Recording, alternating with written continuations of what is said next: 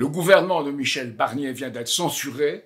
Marine Le Pen dit qu'elle scellera la fin d'un gouvernement éphémère, celui de Michel Barnier. Et Éric Coquerel nous dit que ce sera la fin d'un mandat, le mandat présidentiel. Est-ce que cette double fin doit créer chez nous une gêne, une crainte? C'est ce que tente un Laurent Wauquiez, c'est ce que tente une partie de ceux qui soutiennent le gouvernement Barnier, en faisant un chantage à l'instabilité. Et ce sont ceux-là même qui ont créé cette instabilité, en livrant la France, la gestion de la France à la dette, au bénéfice des féodalités financières, ceux-là même font le chantage à l'instabilité, donc c'est inacceptable. Mais c'est vrai, cependant, que cette censure, c'est la coalition des contraires. Mais la coalition des contraires, à quel niveau? Des dirigeants et des étiquettes. Et il faut revenir au principe de réalité. Le principe de réalité, c'est que les Français, les Françaises exigent un bloc populaire, un vrai bloc populaire, qui traite les vrais problèmes. Arrêtez la course à la guerre dans laquelle nous sommes engagés. Vous n'avez pas entendu un mot de cela. Arrêtez la contrainte, la domination par ces féodalités financières et leurs représentants en France, y compris la tête de la Banque de France.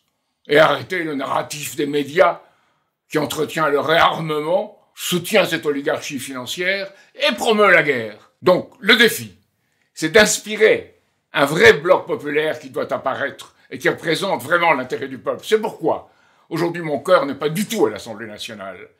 Il est avec ceux qui manifestent dans la rue à partir de ce soir. Les enseignants, les travailleurs de la SNCF, tous ceux que le système tel qu'il a fonctionné depuis plus de 40 ans réduit à la faillite aujourd'hui de leurs entreprises, de là où ils travaillent.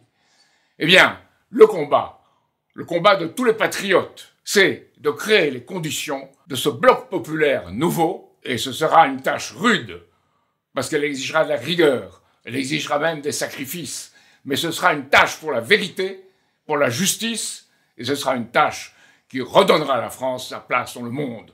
Aujourd'hui, tout le monde, lorsqu'on évoque la France, dans le monde entier, tout le monde sourit ou parfois rit.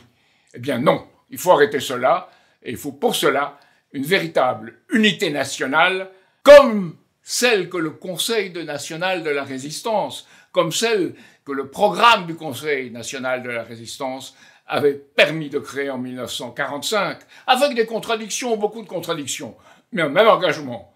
Redresser la France, le travail, le vrai travail humain, pas le travail contraint, et une politique de la science, une politique de la formation pour un meilleur travail, et une politique d'un logement qui ne soit pas une assignation à résidence loin du lieu de travail, mais une vraie politique de logement.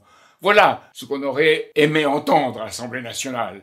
On a entendu que des querelles partisanes, des questions d'étiquette et toute une série de tirades sur des sujets relativement secondaires, pas la réalité dans laquelle nous sommes. Et ce principe de réalité, c'est ce qu'il faut ramener sur la scène, et je pense que les Français sont prêts à l'entendre et que leur exigence se manifestera pour cette union qui est nécessaire si nous voulons redonner un sens à l'idée d'une France libre.